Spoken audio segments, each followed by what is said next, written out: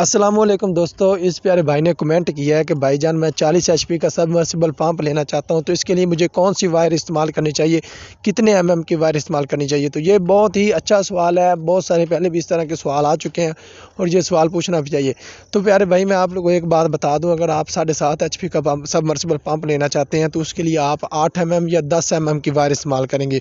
अगर 15 या 20 एचपी का सबमर्सिबल पंप लेंगे तो उसके लिए आप 12 एमएम या 14 एमएम की वायर इस्तेमाल करेंगे। और अगर 25 या 30 एचपी का सबमर्सिबल पंप लेंगे तो आप 14 या 16 एमएम की वायर इस्तेमाल करेंगे।